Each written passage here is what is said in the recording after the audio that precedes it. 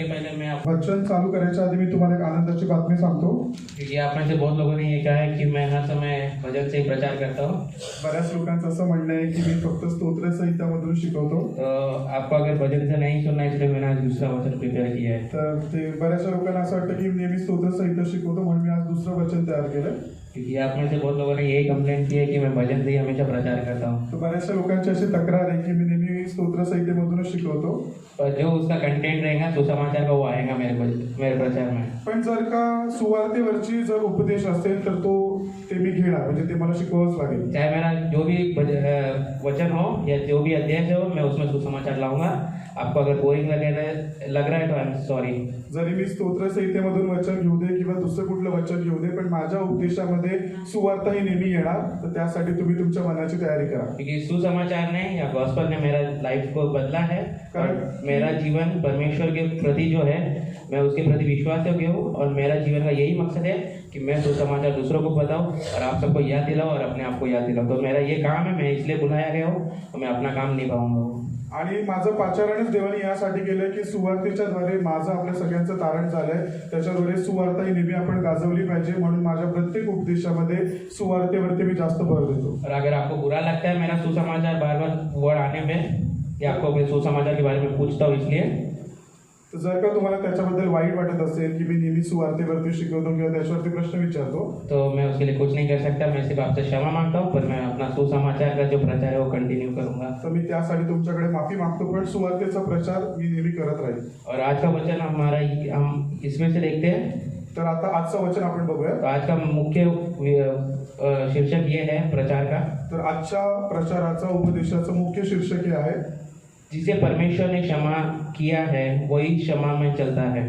ज्याला देवाने क्षमा केले तोच माणूस तोच व्यक्ती क्षमेमध्ये चालू शकतो. और वही व्यक्ति शांति पाता है. आणि त्याच माणसाला देवाकडून शांती प्राप्त होते. और वही परमेश्वर को धन्यवाद देता है अपने जीवन के लिए. आणि तोच मग व्यक्ती आपल्या जीवनामध्ये देवाचे आभार मानू शकतो. तो आप में से कुछ लोग सुबह के भी हैं.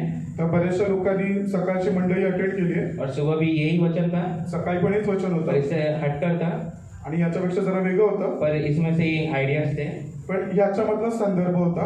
तो मैं आपको यही कहना चाहता हूँ कि आपका जो नए साल में आप लोग प्रवेश कर रहे हैं, आप लोग आए हैं नए साल में, आपको प्रभु से क्या चाहिए आप ये सोच के आए हैं. तो आपका जो प्रचार है, आपको जो सुनना है और जो आपके जीवन में प्रभु क्या चाहता है वो यही है. तर आता आपण प्रत्येक सगळेजण नवीन वर्षाच्या 2026च्या पहिल्या रविवारी आपण देवाला भेटायला आलोय, देवाकडून काहीतरी प्राप्त करण्याच्या अपेक्षेने आलोय.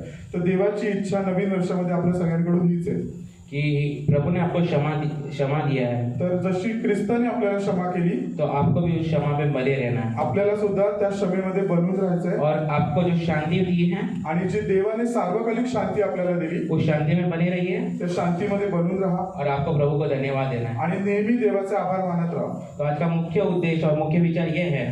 तर आजच्या उपदेशाचा मुख्य विचार हा आहे. अगर आप लोग लिखना चाहते हैं तो लिख सकते हैं. तुम्हाला नोट्स लिहून घ्यायचे असते तुम्ही लिहून घ्या. विश्वासियों, ख्रिस्ती लोकांनी, परमेश्वर ने मसीह यीशु में हमें नया जीवन दिया है. देवाने येशू ख्रिस्तामध्ये आपल्याला नवीन जीवन दिले. विश्वासियों, ख्रिस्ती लोकांना, परमेश्वर ने देवाने मसीह यीशु के द्वारा ख्रिस्त येशूच्या द्वारे हमें नया जन्म दिया है या जीवन दिया है. आपल्याला नवीन जन्म दिलाय, नवीन जीवन दिलंय. इसीलिए त्यासाठी इस नए साल में या नवीन वर्षात हम ऐसे लोग बने आपण अशी लोक बनावी जो वचन के अनुसार चलते हैं. जे नेहमी देवाच्या वचनानुसार चालतात. और वचन के अनुसार किस प्रकार चलते हैं? आणि वचनानुसार कसं चालतात? क्षमा करने के द्वारा. आपण नेहमी क्षमा करावी. प्रभु में अपने आप को विश्राम पाने के द्वारा. नेहमी देवामध्ये विश्राम करा, देवावरतीच भरोसा ठेवा. और हर परिस्थिति में प्रभु को धन्यवाद देने के आणि द्वारा. कुठलीही परिस्थिती जीवनामध्ये येऊ दे तरी पण नेहमी देवाला धन्यवादच दिले पाहिजे, देवाचे आभार मानले पाहिजे. विश्वासियों, ख्रिस्ती लोकांनी अपनी बुलाहट को आपल्या जो पाचारण आहे गंभीरता से लो. त्याला जरा गांभीर्याने घ्या. ये समराइज वे में या सारांशित रीति से है. तर आजच्या उपदेशाचा सारांश हा आहे कि विश्वासियों अपनी इस बुलाहट को गंभीरता से लो. आता 2025 पर्यंत जे झालं ते झालं, पण आता नवीन वर्षामध्ये देवाने ज्या कामासाठी आपल्याला पाचारण दिलंय त्याकडे आता जरा गंभीरतेने सिरियसली आपण बघितलं पाहिजे. तो आइए हम लोग निकालेंगे आज 3 वचन से हम लोग देखने वाले, इसलिए आप लोग अपना बाइबल खोलिए जल्दी से मत्ती रचित सुसमाचार अध्याय 18 उसका 33 मैं आपके लिए पढ़ूंगा। तर आपण सगळ्यात पहिलं वचन वाचू मत्तेचा सुसमाचार 18 अध्याय त्याचं 33 वचन। मैथ्यू 18:33। मत्तेचा 18 अध्याय त्याचं 33 वचन। तो फिर मैंने जिस प्रकार तुम पर दया की, क्या उसी प्रकार तुझे भी उस अपने संगी पर दास पर दया नहीं करना चाहिए थी? तो ये दया के बारे में कहा गया वचन है। तर हे दयेबद्दल दिलेलं वचन आहे। दूसरा है यूहन्ना अध्याय 14 उसका 27। दुसरं वचन आहे यूहन्ना अध्याय 14 त्याचं 27। यूहन्ना जॉन चैप्टर 14 वर्स 27। यूहन्ना अध्याय 14 त्याचं 27। मैं तुम्हें शांति दिए जाता हूँ, अपनी शांति तुम्हें देता हूँ, ऐसी नहीं देता जैसे संसार तुम्हें देता है। तुम्हारा मन व्याकुल न हो और न भयभीत हो। और आखिर में हम लोग देखते हैं मग आपण तिसरं वचन वाचतो इब्रानियों की पत्री अध्याय 13 उसका 15। इब्रिकरांस पत्र अध्याय 13 त्याचं 15। अतः हम यीशु के द्वारा स्तुति रूपी बलिदान परमेश्वर को सर्वदा चढ़ाया करें, अर्थात उन होठों का फल जो उसके नाम का अंगीकार करते हैं। प्रभु के इस वचन पढ़े जाने से हमको आशीष मिले। आइए हम प्रार्थना करते हैं। स्वर्गीय पिता परमेश्वर, उद्धारकर्ता के नाम से हम आपके सामने आते हैं। प्रभु आप हमारी सहायता करिए कि आपने हमें हमारी जो बुलाहट दी है उसमें हम गंभीरता पूर्वक रहें, and help us to look towards the eternal redemption which you have kept for us. Lord परमेश्वर पिता, हमारी सहायता करिए कि हम हमारे आत्मिक जीवन को गंभीरता से लें। हमने बहुत कुछ खोया है आत्मिकता में। ये साल आपने दिया है कि हम लोग उसमें बनाएं और उसको प्राप्त करें। आप हमारी सहायता करिए, मदद करिए कि हम गंभीरतापूर्वक और बढ़ें और आपकी महिमा करने वाले हो सके। यीशु के नाम से आमीन। आप लोग को वचन मिला ना? सगळ्यांना वचन मिळाली का? पहला था मत्ती अध्याय 18 उसका 33, दूसरा था यूहन्ना 14 का 27 और इब्रानियों 13 का 15। तो प्रिय भाई बहनों जो सियोन की कलीसिया के लोग हैं, तर आज देवाचे जे प्रिय लोक आहेत सियोन मंडळीमधले, तो आप नए साल में हम सब क्या करते हैं, नई उम्मीदें लेके आते हैं। तर जसं नवीन वर्ष येतं, नवीन वर्षाबरोबर आपण नवीन आशा ठेवतो देवामध्ये। हम सोचते हैं कि शायद इस साल ये जो साल है जो आया है वो हमारे लिए कुछ नया लाया है। तर आता हे जे नवीन वर्ष येणार आहे किंवा नवीन वर्षात ऑलरेडी आता आपण आलोय, तर आपल्याला असं वाटतं की नवीन वर्ष आलं म्हणजे काहीतरी नवीन आता आपल्या आयुष्यात होईल, या नया साल हमारे जीवन में कुछ आसान तरीके लाएगा, आसान चीजें लाएगा। किंवा आपलं जे जीवन आहे ते काही सोपं होईल किंवा त्याच्यामध्ये काहीतरी शॉर्टकट आपल्याला भेटेल। शायद ये साल हम लोग को कुछ परेशानी कम होगी हमारे जीवन में, की मागच्या वर्षी जे काही परीक्षा झाल्या, जे काही त्रास आले, या वर्षी तेवढं नसेल, काहीतरी शॉर्टकट असेल। लेकिन सच्चाई ये है, पण खरं वास्तविकता ही आहे, मसीह जीवन में समस्या रहेंगी। ख्रिस्ती जीवनामध्ये त्रास संकट हे नेहमी राहतील। मसीह जीवन में समस्या और जो टेम्पटेशन से ये रहेंगी। ख्रिस्ती जीवनामध्ये त्रास, मोह, अभिलाषा हे नेहमी राहतील, क्योंकि यही मसीह जीवन है। कारण का ख्रिस्ती जीवनच हे आहे। पर प्रश्न ये है, पण आता मेन प्रश्न हा आहे कि हम उसके मध्य या उसके बीच में कैसे रहते हैं। आता हे सगळं त्रास आहे, संकट आहे, सगळं आहे, पण याच्यामध्ये मग आपण काय करायला पाहिजे, या उसके बीच में हम कैसे जिएंगे। मग आता या सगळ्यामध्ये आपण कसं जगणार? हमने बता दिया कि परीक्षा है, कठिनाइयां हैं, ये सब है, तो आपका प्रश्न ये होगा कि हम उसके मध्य जिए कैसा। मग आता त्रास तर आहे, संकट तर आहेत, मोह येतील, पाश येतील, मग आता या सगळ्यामध्ये आपण जगायचं कसं, हा प्रश्न येतो ना आपल्याला। आप लोग ये सोच के आते हैं कि हमारा जीवन बहुत सुख शांति होगा, हम एकदम भला चंगा रहेंगे, हर चीज हमको मिलेगी, हम जो चीज पे हाथ रखेंगे हमको मिलेगा, सोना हम लोग को मिलेगा, चांदी मिलेगी, हम लोग एकदम रिच जिएंगे, एकदम लग्जरियस लाइफ रहेगा।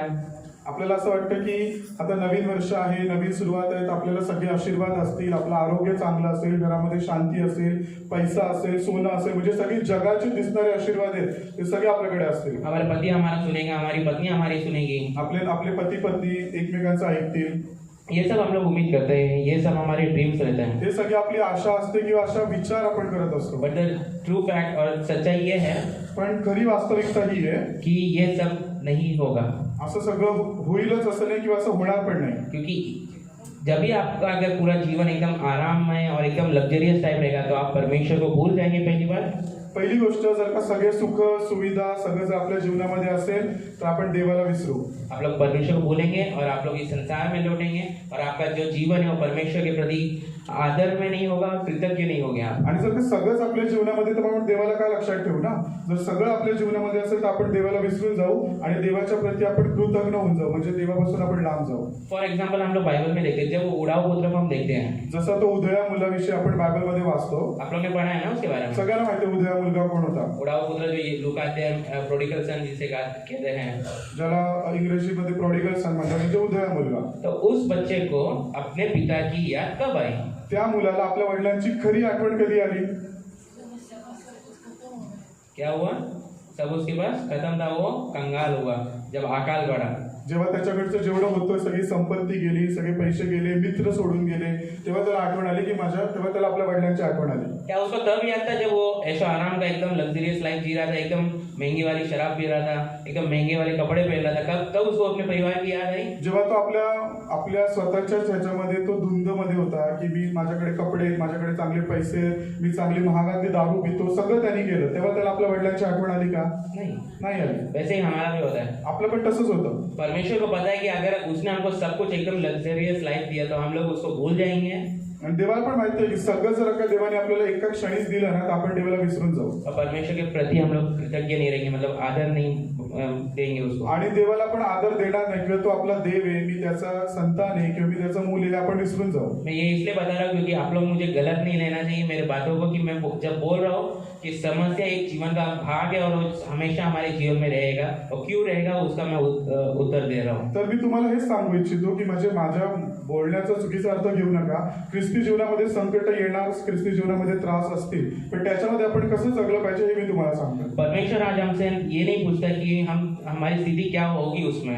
तर देव आपल्याला हे नाही सांगत की त्या त्रासांमध्ये आपण कसे होऊ, परंतु वो ये कहना चाहता है कि हमारा हृदय उस समय क्या कहेगा.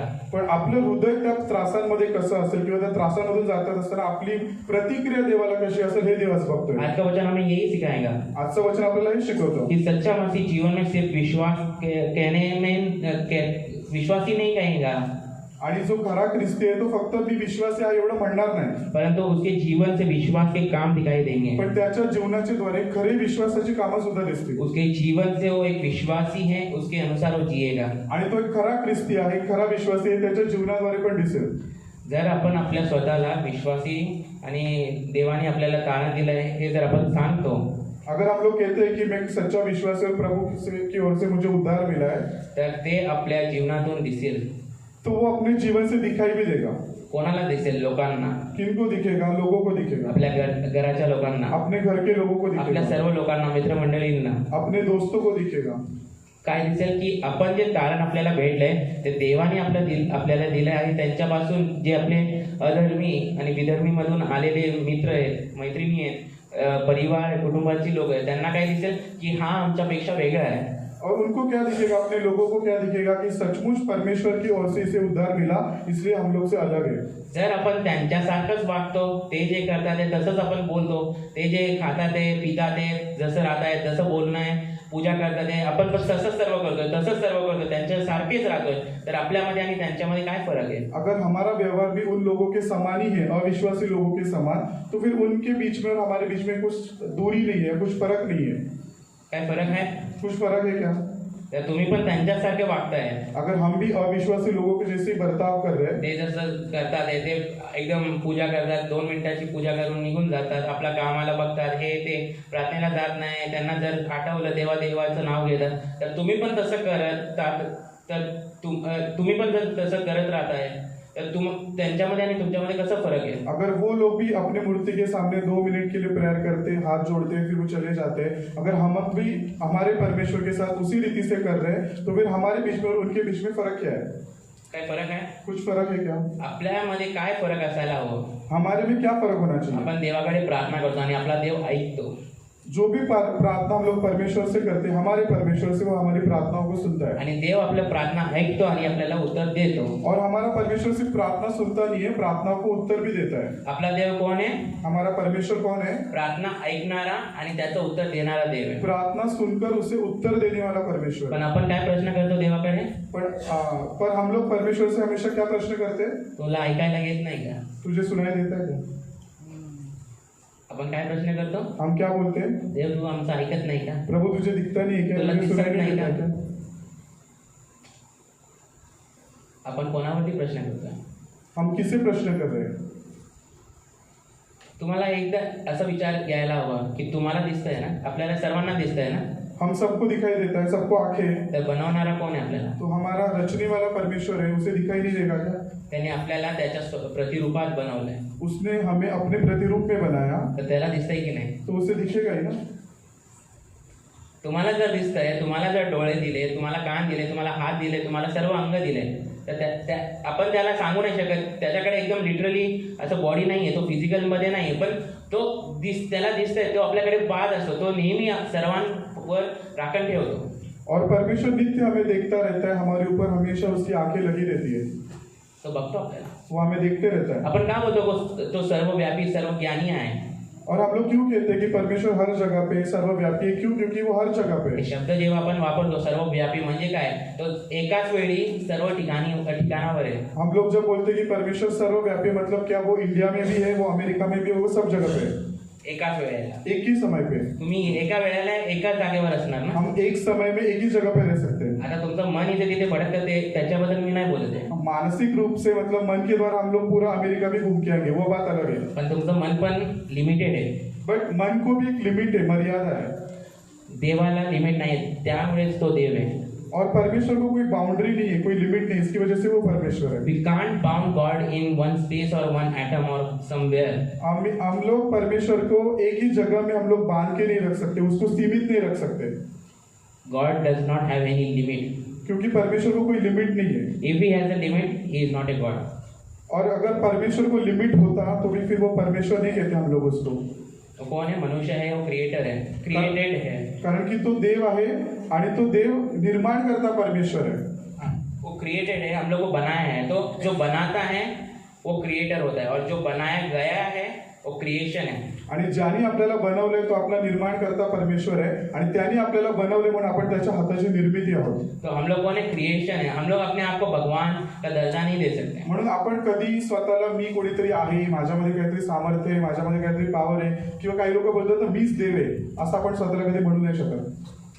तो समस्या आपके जीवन में रहेगी, तर आपल्या जीवनामध्ये त्रास नेहमी राहतील, परंतु परमेश्वर उसमें आपकी मदद करेगा आपको कैसे जीवन जीना है. पण एक गोष्ट आहे, जरी आपल्या जीवनामध्ये त्रास आहे, संकट आहे, पण त्याच्यामध्ये एक आशा आपल्याला नेहमी आहे की काही झालं तरी पण देव माझ्या बाजूला आहे, तो मला कधी सोडणार नाही, तो मला टाकणार नाही. पहला मुद्दा आज हम देख रहे हैं, जो आज उसका पहला पॉइंट है, तो परमेश्वर आपसे क्या चाहता है. पहली बात, तर आता या नवीन वर्षामध्ये 2026च्या पहिल्या रविवारी देव सियोनच्या मंडळीकडून काय अपेक्षा करतो ते आपण बघू. त्याचा पहिला मुद्दा, आप उद्धार पाए हुए लोग हैं. आपल्या सगळ्यांना तारण भेटलंय का? मैं आपको पहले ही कहा कि मेरा सुसमाचार है और ये सुसमाचार से रिलेटेड है. आपने उद्धार पाया है, तुम्हाला तारण भेटलंय का? आपने सुसमाचार पे विश्वास किया है. तुम्ही येशू आपल्यासाठी आला, मारला गेला याच्यावर विश्वास ठेवलाय? अगर आपने उद्धार पाया है, अगर आपने आपको गॉस्पेल सेंटर्ड पीपल कहते हैं, सुसमाचार केंद्रित जीवन जीते हैं अगर, तो आप लोगों को क्षमा मिली है. जर का आपण सुवार्तेवरती विश्वास ठेवला आणि आपण देवाच्या सुवार्तेच्या आधारित जर का जीवन जगतोय तर देवाने आपल्याला क्षमा केली.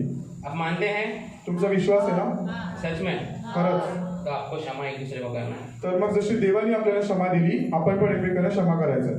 किसने आपको क्षमा किया? परमेश्वर ने. जशी ख्रिस्तानी आपल्याला क्षमा केली तसं आपण पण एकमेकांना क्षमा करायचं. ये थोड़ी गंभीर बात है. थोडं कठीण वाटतं ना आपल्याला हे करायला.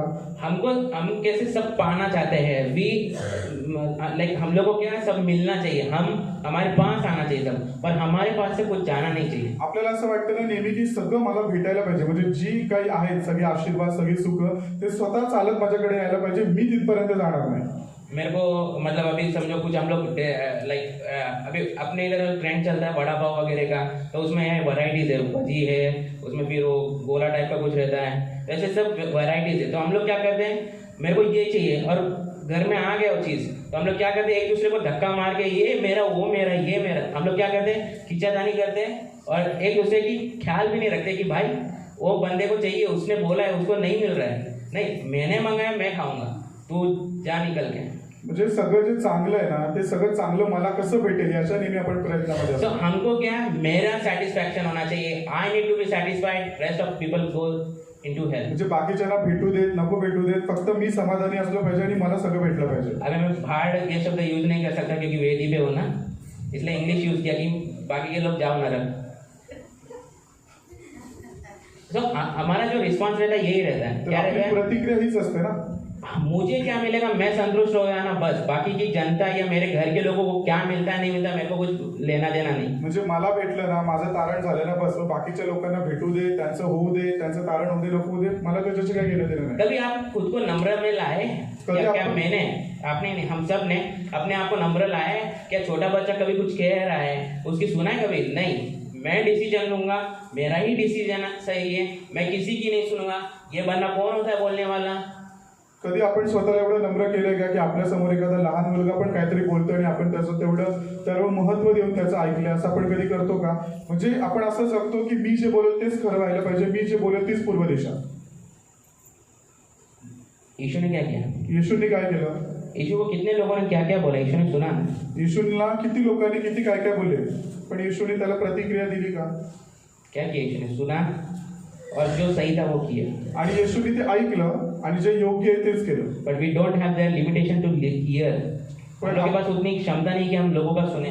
पण आपल्यामध्ये तेवढी क्षमता नाही आहे की लोक जे आपल्याबद्दल बोलतायत ते ऐकावं.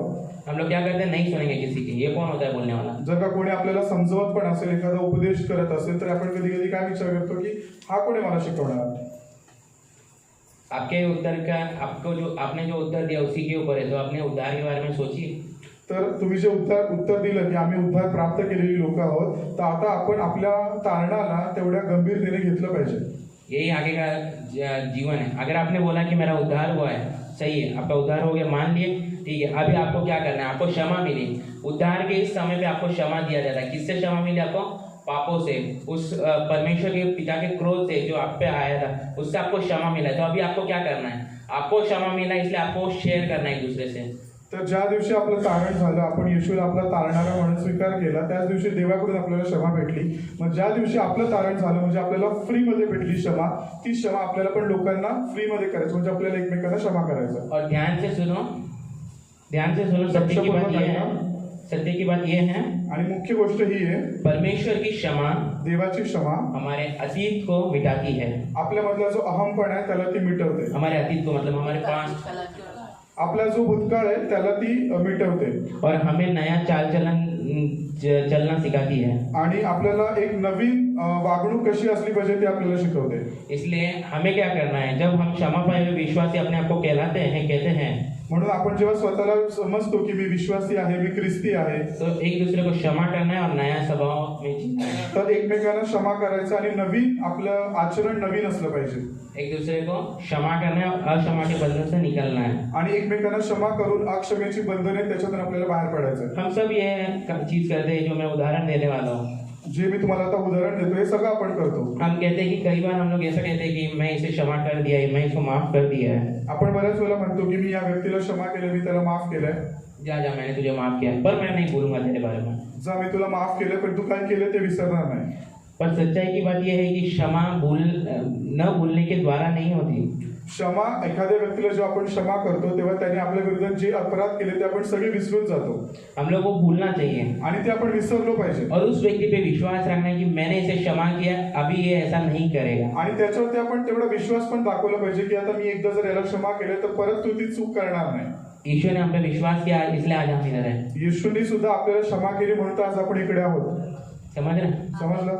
यीशु ने आपको विश्वास किया, आपको उद्धार दिया, आपको क्षमा किया, इसलिए हम सब इधर हैं. आपल्याला क्षमा केल्यानंतर येशूने सुद्धा आपल्यावरती विश्वास ठेवला की बाबा माझा मुलगा आता परत हे करणार नाही, म्हणून तर आपण आज त्याच्या मंदिरात आहोत. इन परमेश्वर को परिपूर्णता से मालूम है कि हम कैसे हैं. आणि देवाला तर सगळंच माहिती आहे, परिपूर्ण रीतीने माहिती आहे की आपण कसे आहोत. पर वो विश्वास बोलते हैं ना हम लोग, पण जो विश्वास आहे उसने हम पे विश्वास किया पण म्हणून देवाने तर आपल्यावरती विश्वास केला, और उसके कारण हम सब इधर बैठे हैं, इधर हैं। म्हणून तर आपण सगळ्याच देवाच्या मंदिरामध्ये बसलोय। तो प्रभु हम पे विश्वास रखे तो हमको भी क्या करना है? तर जसं देवाने आपल्यावरती विश्वास ठेवलाय, हमको भी एक दूसरे पे विश्वास रखना है, एक दूसरे के प्रति विश्वास योग्य रहना है और एक दूसरे को क्षमा करना है। आपण सुद्धा एकमेकांवरती विश्वास ठेवायचे, त्यांच्याबरोबर एक विश्वासी नातं आपलं असलं पाहिजे आणि त्यांना नेहमी आपण क्षमा केलं पाहिजे। तो नए साल में आपको क्या करना है? तर नवीन वर्षामध्ये आपल्याला काय करायचं आहे? पुराने घावों को मत लेके आइए अभी। जे आता जुन्या जखमा आहेत त्या पुढे घेऊन चालू नका। लोगों ने बहुत बोला रहेगा आपको, आप ठीक है मैं आपका मान लेता हूँ, आपको लोगों ने बहुत गाली दिया, बहुत गंदा बोला, आप जो भी बोले मैं मान लेता हूँ कि आपके विरोध में लोग हमेशा पीछे आपके ले रहते, आपके बारे में बदनामी करते, आपके बारे में बोलते रहते, मैं मान लिया चलो। तुम्हाला असं वाटत असेल की आता गेलं जे वर्ष गेलं त्याच्यामध्ये लोकांनी खूप तुमच्या विरोधात बोलले असतील, तुमची निंदा केली असेल, तुम्हाला खूप वाईट वाटेल असं वागले असतील तुमच्याशी, पर नए साल में क्या? पण आता मग नवीन वर्षात काय? ये नए साल में मत लाइए। आता हे परत नवीन वर्षामध्ये घेऊन जो नका। हो गया वो हो गया, जे झालं ते झालं। नए साल में नया जीवन जी। आता नवीन वर्ष, नवीन सुरुवात, नवीन जीवन। किसी व्यक्ति का नाम याद आते ही आपके मन में गुस्सा आता है। जर का एखाद्या व्यक्तीचं नाव निघाल्यानंतर आपल्याला जर त्याच्याबद्दल राग येतो किंवा त्याच्याबद्दल कडूपण आपल्या मनात आहे, इसने मेरे साथ उस साल में उस समय में ये किया था, या व्यक्तीने माझ्याशी असं असं वागला होता, 1994 में ये बंदे ने मेरे से पैसा लिया था, उसने मेरे साथ दगा किया था, वो मेरा प्रॉपर्टी लेके चला गया था, मेरे को अभी भी याद है। 1994 मध्ये त्यांनी माझी प्रॉपर्टी घेतली, मला धोका दिला आणि मग तो निघून गेला, अजून माझे पैसे दिले नाही, तिचं आपल्याला अजून लक्षात आहे। यहाँ बच्चे लोग ये कहेंगे कि मेरी मम्मी ने मेरे को वो दिन में बहुत इतना मारा था, मेरे को इतना सबके सामने चिल्लाई थी। अभी फॉर एग्जांपल मैं बोलूँगा कि अम्मा ने मेरे को भर रास्ते में सबके सामने मारा। जर का मी असं म्हटलं की मला मम्मीने भर रस्त्यामध्ये लोकांच्या समोर मारलं होतं, मेरा क्या बोलते हैं रिपोर्ट कार्ड आया था, प्रोग्रेस कार्ड में अच्छे मार्क्स से पर उसको ज़्यादा मार्क्स चाहिए था, मेरे को बहुत मारा, घर पे आने के बाद स्कूल में ही मारा। प्रगती पुस्तकामध्ये मला कमी मार्क भेटले म्हणून मला घरी यायच्या आधी त्यांनी तिकडे रस्त्यावरतीच मारला। अरे सुनना है, मैं अभी इन लोग से बात कर रहा हूँ, मेगा दीदी रेशमा, सुनना यार, अम्मा कैसी है यार? अम्मा है ना, अम्मा को कुछ नहीं आता, अम्मा को सिर्फ मारने आता है, मारने के सिवाय कुछ आता ही नहीं है। आणि जर का मी असं बोलतोय की माझ्या मम्मीला फक्त मारायलाच येतं, बाकीचं काही येत नाही। रेशमा बोल रही है नहीं यार वो तेरी मम्मी है, वो तेरी अम्मा है, क्षमा कर। अरे रेशमा मैंने क्षमा किया उसको, मैंने मेरी माँ को क्षमा किया, पर ये अच्छी आदत है क्या कापे पे मारना? आणि मग मी रेश्माला बोलतो की माझ्या मम्मीला मी क्षमा केले, पण ही चांगली का मला मम्मी पुढे पण मारते?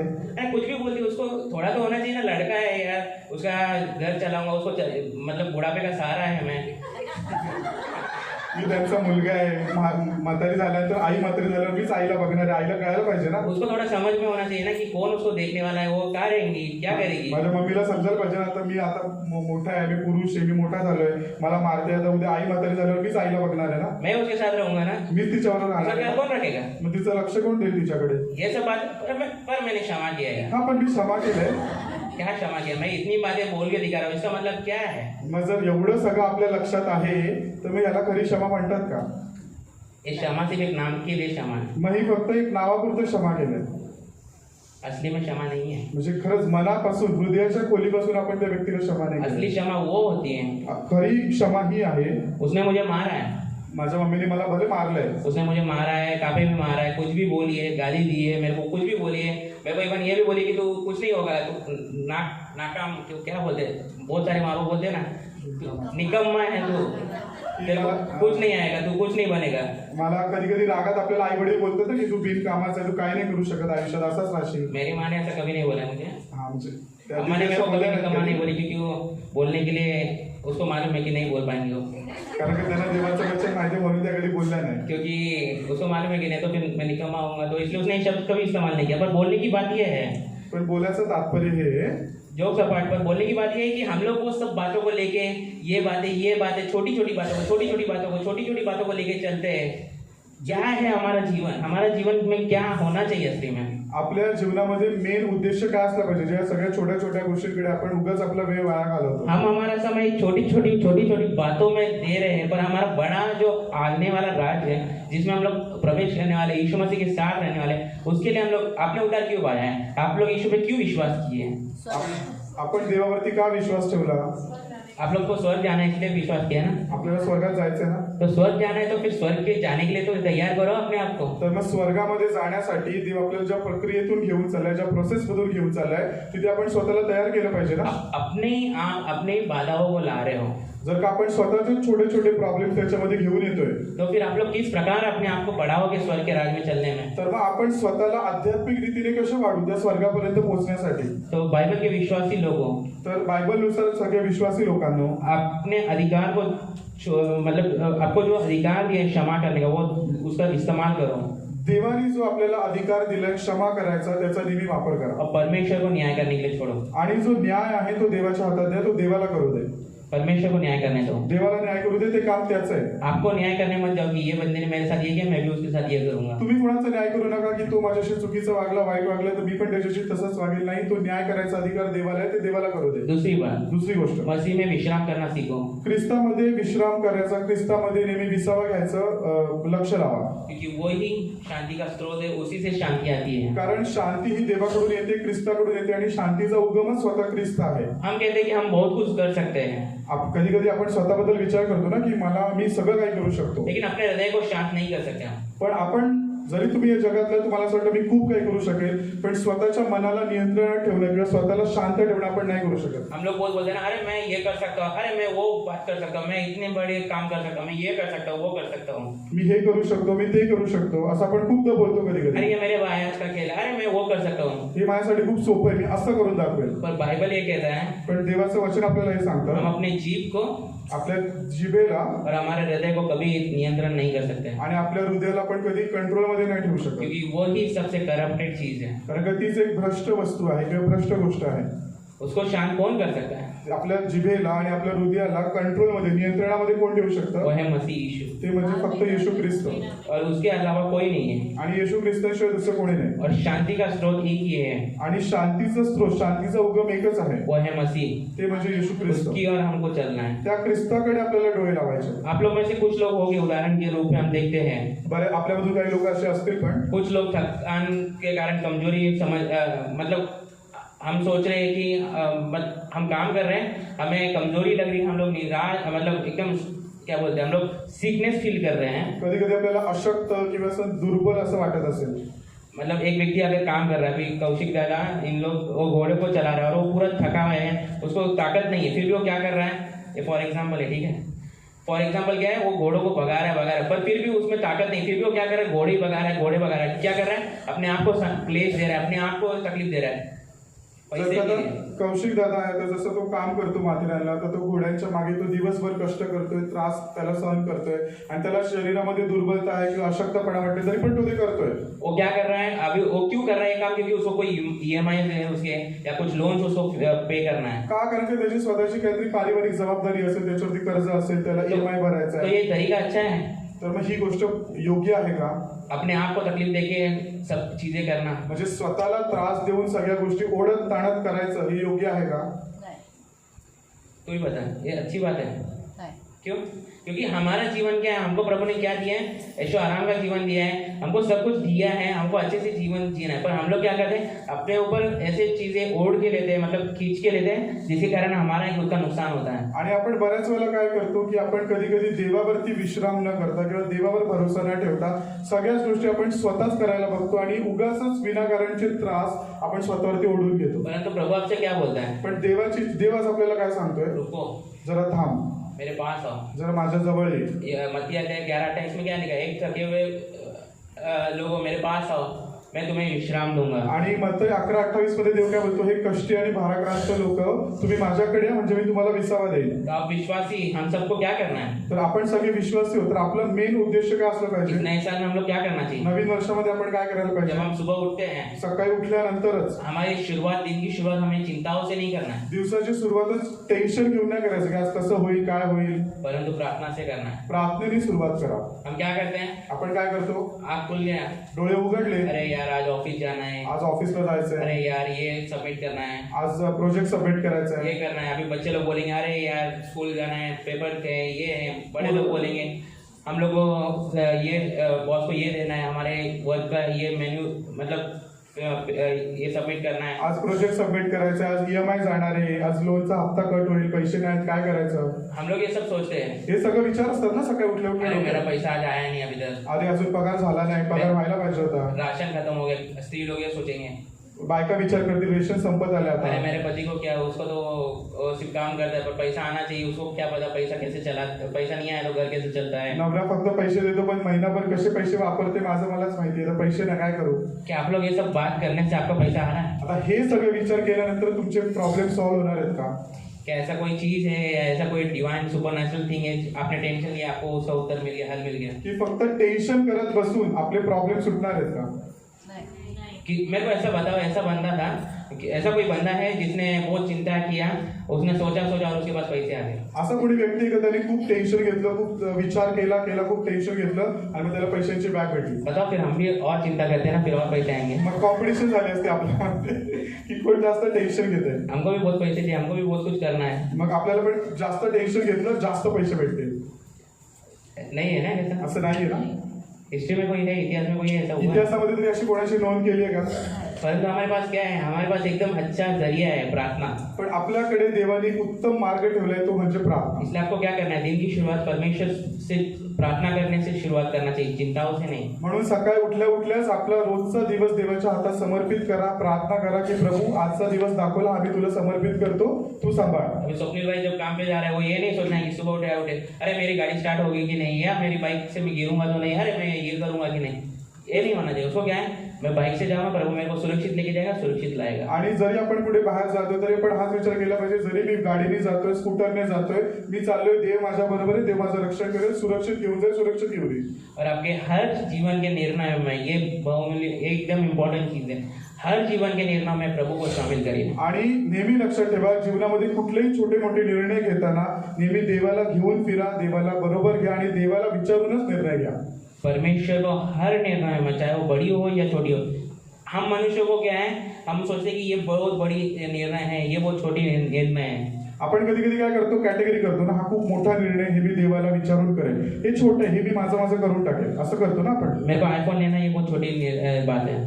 आयफोन घ्यायचंय मला, हे छोटे, मी माझं घेऊन टाकतो. आईफोन 17 लेना है, ये बहुत छोटी बात है यार, ये मैं ले लूंगा मेरी. आयफोन 17 घ्यायचं, मी देवाला काय विचारायचंय, घेतले पैसे, घेऊन टाकला फोन. अरे पर मेरे को शादी भी करना है, मेरे लिए लड़की देखना है, मेरे को भी ये बड़ा निर्णय है यार, इसके लिए थोड़ा लोगों से बात करना पड़ेगा. पण आता मला लग्न करायचंय, मग आता मी जरा विचार करतो, प्रार्थनेला बसतो, देवाला विचारतो, पास्टरांना विचारतो.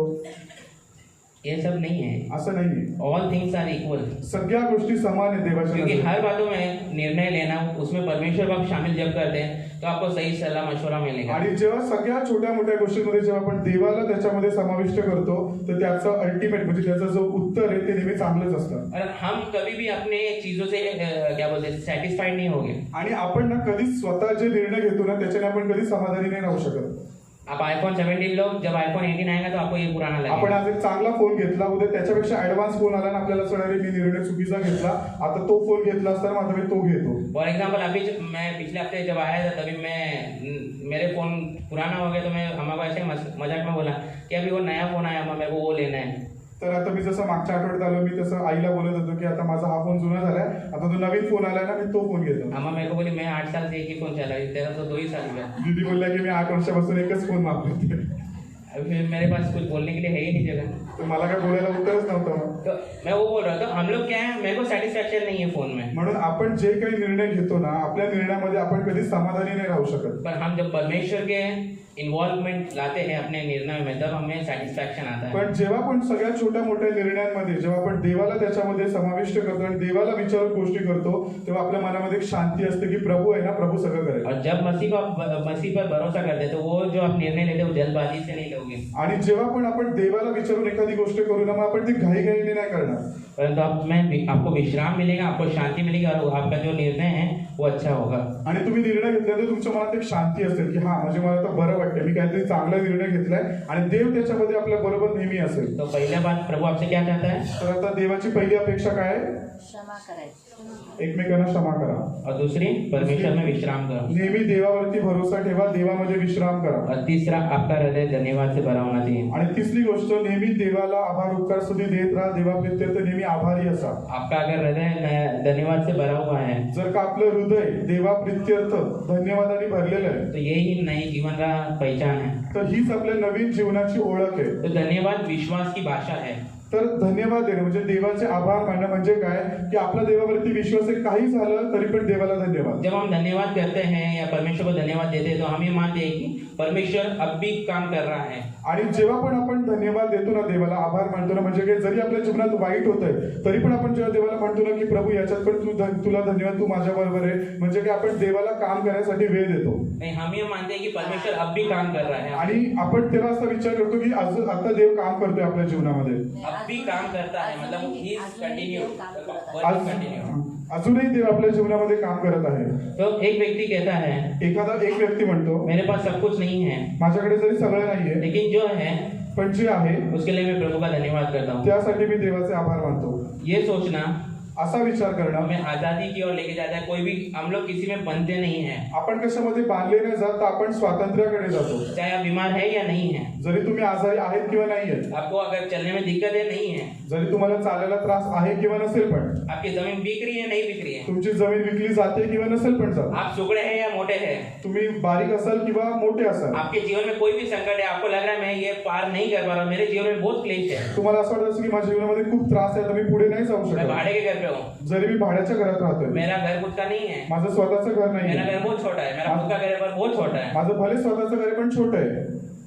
बी कंटेंट, मतलब कंटेनमेंट को क्या बोलेंगे, मतलब शांत, स्वतःला त्याच्यात तृप्त ठेवणं. तृप्त, आप लोग तृप्त हो जाइए उस चीज में, म्हणून त्या सगळ्या परिस्थितीमध्ये आपण स्वतःला समाधानी ठेवा और परमेश्वर को धन्यवाद दो कि जो चीज आपको दी है उसमें आप शांत रहो और परमेश्वर को धन्यवादी बनो. आणि स्वतःला शांत ठेवा आणि नेहमी देवाच्या प्रती समाधानी राहा आणि देवाला धन्यवाद देत राहा. जैसे हम लोग देखते हैं ना, हम क्या बड़ी बड़ी चीजों के लिए भागते हैं, दौड़ते हैं, आपण नेहमी ना मोठ्या मोठ्या आशीर्वादांच्या मागे धावतो, पर प्रभु ने हमको ऑलरेडी आशीषित किया है क्योंकि हमारा उद्धार हुआ है. तो आप लोग को अगर कभी भी आप लोग को लगता है कि मैं आशीषित हूँ कि नहीं, आप लोग इफ्सियों का पत्री पढ़िए. जेव्हा पण तुमच्या मनामध्ये असा विचार येतो ना की मी खरंच आशीर्वादित आहे का नाही, त्यावेळेला इफिसकरांचं पत्र वाचा. इफ्सियों का पत्री अध्याय 1, उसको वो आपको सही उत्तर देगा कि आपको ऑलरेडी आशीष आत्मिक आशीष मिली है. या सगळ्या प्रश्नांची उत्तर तुम्हाला इफिसकरांच्या पहिल्या अध्यायामध्ये भेटेल की ज्या दिवशी आपण येशूला आपला तारणारा म्हणून स्वीकार केलं त्याच दिवशी देवाने सगळे आत्मिक आशीर्वाद आपल्याला दिले. अगर आप इसको सही रीति से समझोगे, जर तुम्ही याला व्यवस्थित समजून घेतलं नाही तो आप लोग 31 के रात को फिर चिल्लाओगे नहीं या तालियां नहीं बजाओगे जब भी आप आशीष का वचन सुनोगे. तो तेव्हा तुम्ही 31 नाईट प्रेयरला जेव्हा आशीर्वादाचं वचन येईल तेव्हा तुम्ही टाळ्या वाजवणार नाही किंवा ओरडणार नाही. हम में से बहुत लोग हैं ना, जब सोना चांदी पैसे की बात होगी, प्रभु तुमको पैसे देगा, अरे देव ताली बजाते हैं. जेव्हा आशीर्वादाचं वचन येतं की ह्या वर्षामध्ये देव तुमच्या जीवनामध्ये असं करणार आहे, तुम्हाला घर देणार आहे, सोनं देणार आहे, तर लोक खूप उत्साहित होतात आणि मग टाळ्या वाजवतात. और प्रभु जब कह रहे हैं तुम पाप कर रहे हो, तुम इस पाप में हो, आणि जेव्हा देव आपल्याला वचन देतो की तुम्ही या पापामध्ये आहात, हे सोडा, अरे मेरे लिए नहीं यार, ये तर मग आपण विचार करतो की माझ्यासाठी नाही दुसऱ्यासाठी आलंय. बराबर. सोने का वचन उसके लिए नहीं, मेरे लिए हो. आणि जर का सोन्याचं चांदीचं पैशाचं वचन आलं तर हे माझ्यासाठी आलंय. परमेश्वर तुम्हारा जमीन बिकाएगा ये साल, ये बोला जैसे दे ताली, प्रभु धन्यवाद, अरे प्रभु करेगा. आणि जेव्हा असं वचन येतं की यावर्षी तुमची जमीन विकली जाईल तर लोक स्वीकारतात, हे माझ्यासाठी आलं, मी स्वीकार करतो. आणि टाळ्या होते वाजवतात. हैं ना हम लोग. जब आप में से ऐसा कभी किसी ने कहा है कि जब भी आपको वचन आए कि प्रभु तुम्हारे घराने का उद्धार होगा, तुम्हारे घर का भी लोगों का प्रभु उद्धार करेगा, कभी आपने तालियां बजाई है इसके लिए? जेव्हा असं वचन आलंय की देव तुमच्या घराण्याचं तारण करेल, कभी आपने खुद के दिल से, वो दिखावे के लिए नहीं बोलना है हमें ना. मेरे को मालूम है आप में से बहुत लोग यहाँ, इवन मैं भी, अरे दिखाना है, अरे बाजू वाला क्या सोचेगा. अभी मेरे को आमीन बोलना है, क्यों? मैं पास्टर का बेटा हूँ. अगर मैंने नहीं बोला तो मेरा रेप्युटेशन खराब होगा, लोग बोलेंगे अरे इसने आमीन नहीं बोला यार. आणि बऱ्याच वेळेला मला मी आमेन का बोलावं लागतं, कारण की लोक काय विचार करतील की अरे हा पास्टरांचा मुलगा हा स्वतःच सहमत नाही वचनाबरोबर, म्हणून मग आमेन बोलतात. क्योंकि आपका बहुत लोगों का नजरें, 2 नजरें मेरे पे रहती है. आणि बऱ्याचशा लोकांची नजर माझ्यावरतीच असते अरे जोशुआ क्या कर रहा है यार. की जोशुआच्या मम्मीने वचन सांगितलं, मग आता तो काय बोलतो, आमेन बोलतो की नाही बोलतो. आप लोग का ये नहीं है कि आप लोग क्या कर रहे हैं आपके जीवन में, आप लोग यही है कि आप लोग का क्या है, जो बड़े इन्फ्लुएंशियल लोग हैं उनके पीछे हम देखते हैं, भाई ये क्या कर रहा है, ये क्या कर रहा है. आपण कधी कधी काय करतो की बाकीच्या लोकांना आपण महत्व देतो की हा काय बोलतो, हे हा काय करतो, अंकल कैसे बैठे हैं, अंकल क्या सोच रहे हैं, अंकल काय विचार करतायत, अंकल बैठे क्या बराबर. अंकल बरोबर बसलेत का? अंकल सो रहे हैं या जागे हैं? अंकल झोपले. अंकल सुन रहे हैं कि वचन नहीं सुन रहे? अंकल वचन ऐकतात, ते बसलेत पण ते ऐकतात का नक्की? क्या दीदी से वो दीदी सुन रही है, दीदी बोल रही है, पर दीदी का मन में क्या विचार चल रहा है? भले दीदी शिकवतात पण त्यांच्या मनात तसंच आहे का? हम लोग का मन इधर वचन में नहीं रहता, हम लोग ये बातें ये वो अजम्पशन में बहुत जाते हैं, आपण वचनाकडे लक्ष नाही लावत. देव त्या वेळेला काय शिकवतो आपण त्याच्याकडे लक्ष नाही देत. पर हम लोग क्या करते हैं, इसकी उधर भागते हैं. आपण बाकीच्या इतर गोष्टींकडे पळतो. इसलिए मैं आपको पहले बताता हूँ, मेरे वचन में आप लोग आमीन नहीं बोले या तालियां नहीं बजाए, मेरे को कोई प्रॉब्लम नहीं, और मैं तो बोलूंगा मत करो. आणि मी तुम्हाला आधीच सांगतो की माझ्या वचनामध्ये तुम्ही आमेन बोलायला पाहिजे किंवा टाळ्या वाजवायला पाहिजे अशी माझी इच्छा नाही आणि तुम्ही ते करू पण और नका. आपका जो रिस्पॉन्स है, अगर मैं प्रश्न पूछ रहा हूँ, आपका रिस्पॉन्स डायरेक्ट हार्ट से आना चाहिए. पण जेव्हा मी तुम्हाला प्रचारामध्ये जर का प्रश्न विचारत असेल तर त्याचं उत्तर हृदयापासून द्या. आपके ऊपरी बोला है ना, मेरा कोई नुकसान नहीं है उसमें. तुम्ही हो बोला, नका बोलू किंवा नाही पण बोले तरी त्याच्याने मला नुकसान नाही. आप लोग हाँ बोले, नहीं बेटे बोले, शांत बैठे, मेरे को कोई नहीं, मैं अपना प्रचार करके चला जाऊंगा. तुम्ही जर उत्तर दिलं, नाही दिलं किंवा मनापासून दिलं, नाही दिलं तरी पण मला प्रचार करायचा आणि मी निघून जाईल. पर उसमें बात ये है कि अगर आपने नहीं बोला है तो आप प्रार्थना खुद के लिए कर सकते हैं. ये वचन हम लोग क्यों प्रचार करते हैं कि आप लोग को बताएं, आप लोग वो बात सीखे. अभी मैंने आपको बोला कि आप उद्धार के लिए गारंटीड है कि नहीं. अगर आप उद्धार के लिए गारंटीड है, मतलब आप लोग को लग रहा है कि मेरा उद्धार में मैं कम पाया जा रहा हूँ या मैं उद्धार पाया है कि नहीं, प्रभु मेरी सहायता करें कि मैं सच्ची उद्धार को जान सकूं. आप लोग इस प्रकार से प्रार्थना करने वाले हो सके. म्हणून मी तुम्हाला जेव्हा प्रश्न विचारतो बा तुमचं खरंच तारण झालंय का, की मी तुमचं तारण तुम्हाला भेटलंय का. जर का आपल्याला ते नाहीये किंवा आपण कुठल्या गोष्टीमध्ये कमी होतो मग आपण त्यासाठी प्रार्थना करू ना. प्रभु को धन्यवाद दो हर परिस्थिति में, आणि प्रत्येक गोष्टीमध्ये देवाचे आभार मानत और राहा बी कंटेंट. आणि देवाशी नेहमी त्याच्यामध्ये समाधानी राहा, तृप्त असा. और धन्यवाद हमें परिस्थितियों से ऊपर उठाकर परमेश्वर की भलाई तक ले जाता है. आणि जेव्हा आपण आपल्या प्रत्येक परिस्थितीमध्ये जेव्हा आपण देवाचे आभार मानतो ना तेव्हा देव ती परिस्थिती बदलतो, त्याच्यातून आपल्याला वर घेऊन देवाच्या चांगुलपणाकडे देव घेऊन जातो. तो सियोन के वासियों, तर सियोनच्या प्रिय लोकांनो, नए साल तभी सच में नया बनेगा नवीन वर्ष तेव्हाच खऱ्या अर्थाने नवीन होईल जब हम नए बनेंगे. जेव्हा आपलं व्यक्तिमत्व, आपलं आचरण नवीन होईल.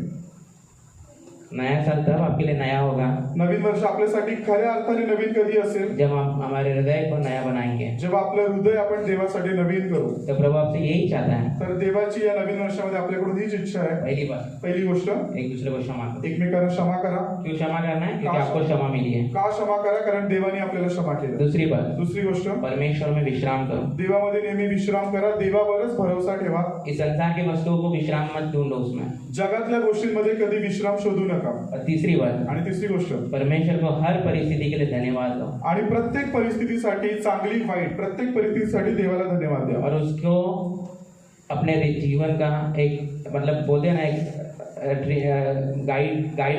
गाइड करने वाला बंदा बनाओ. आणि एक आपलं मार्गदर्शक त्याला बनवा की प्रत्येक काही परिस्थिती असू दे, प्रभू तुला धन्यवाद. यही है वो जीवन जो परमेश्वर हमसे चाहता है. आणि हेच तर जीवन आपल्याकडून देवाला आपल्याकडून असंच जीवन पाहिजे. और यही वो जीवन है जो हमारे संसार में जब रहते समय हमारी गवाही बनाएगा. आणि हेच जे जीवन आपण असं जगू ना, ख्रिस्ती जीवन बायबलला आधारित जेव्हा आपण या जगामध्ये जगू तेव्हा देवाची ही आपली एक साक्ष तयार करेल. अभी स्वप्निल भाई जब उसके गांव में रहता है, उधर विश्वासी लोग नहीं है ज्यादा. जिथे स्वप्नील भाऊ दादा राहतो त्यांच्या गावामध्ये जास्त ख्रिस्ती लोक नाहीयेत. अगर वो अक्षमा में ही चल रहा है तो उन लोग भी अक्षमा में ही चल रहे हैं. जर का तो अक्षमा म्हणजे तो लोकांना क्षमा करत नाही तर मग तिकडची लोक पण क्षमा नाही करणार, ते पण त्यालाच बघणार. मैं बोल रहा हूँ कि स्वप्निल क्षमा नहीं कर रहे हैं, वो लोग भी क्षमा नहीं कर रहे क्योंकि उन लोग तो अक्षमा में, पर ये जब क्षमा करेगा तो ये कुछ नया कर रहा है उनके लिए. जेव्हा त्यांच्या गावातली लोक त्याला क्षमा करत नाही, पण हा जेव्हा त्यांना क्षमा करेल तेव्हा ते त्याला बघतील की हा क्षमा तो करतोय.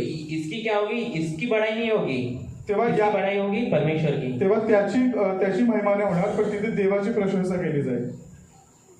तो हमको क्या करना है? तर मग आपल्याला काय करायचं आहे? जो भी कुछ हुआ है उसके लिए क्षमा करना है. जे पण काही झालं असेल त्यासाठी क्षमा करा.